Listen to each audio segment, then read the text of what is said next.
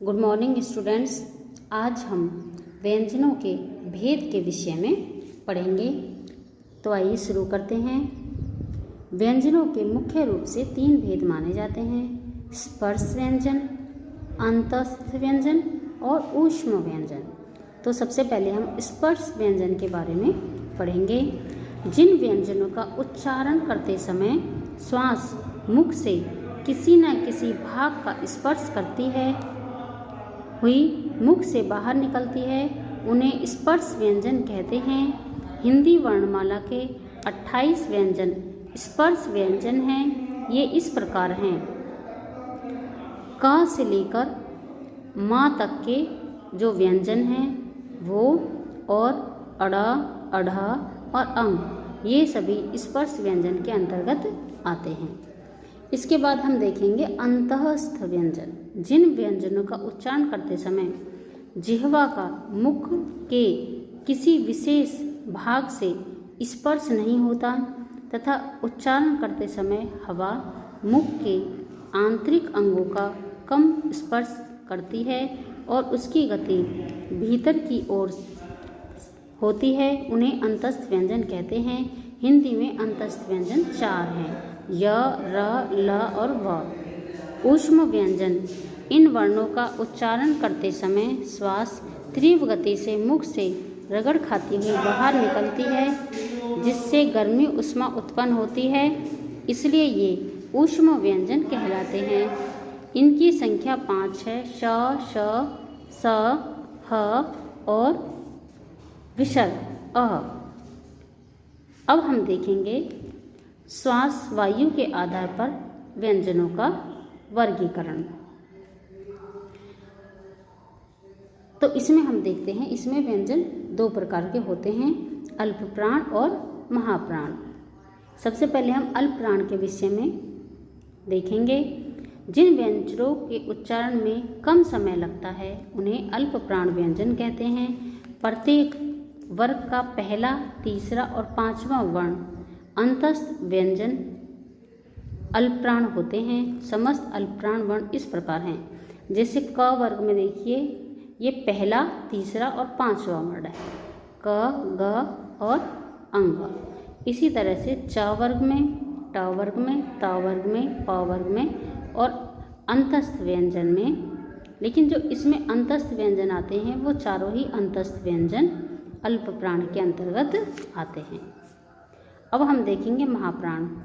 जिन व्यंजनों के उच्चारण में अधिक समय लगता है उन्हें महाप्राण व्यंजन कहते हैं। इनके उच्चारण में अधिक प्रयत्न करना पड़ता है और श्वास वायु अधिक मात्रा में और अधिक वेग से बाहर निकलती है और अंत में ह जैसी ध्वनि सुनाई देती है। अब महाप्राण के अंतर्गत जो व्यंजन आते हैं उसमें वर्ग का दूसरा और चौथा व्यंजन, दूसरा तथा चौथा व्यंजन और ऊष्म व्यंजन महाप्राण होते हैं। समस्त महाप्राण व्यंजन इस प्रकार हैं।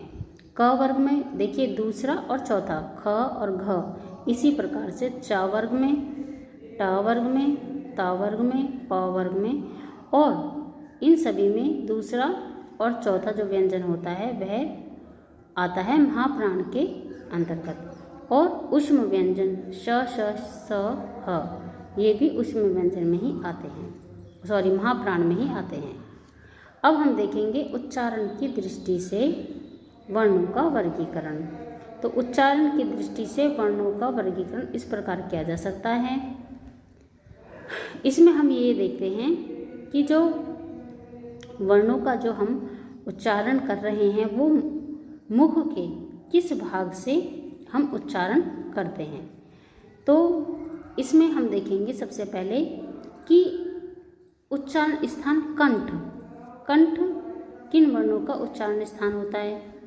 तो यह स्वर में अ, आ और क, ख, ग, घ, अंग, ह और विसर्ग, इनका उच्चारण स्थान होता है कंठ। उसके बाद आते हैं तालु।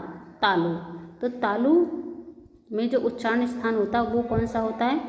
उच्चारण के जो वर्ण होते हैं वो कौन से होते हैं? ह्रस्व ई दीर्घ ई, और च, छ, ज, झ य और श ये तालु से उच्चरित होने वाले वर्णों के अंतर्गत आते हैं। उसके बाद स्थान आता है मूर्धा का, तो इसमें री और ट ठ ड ढ ण र श अड़ अढ़ा। उसके बाद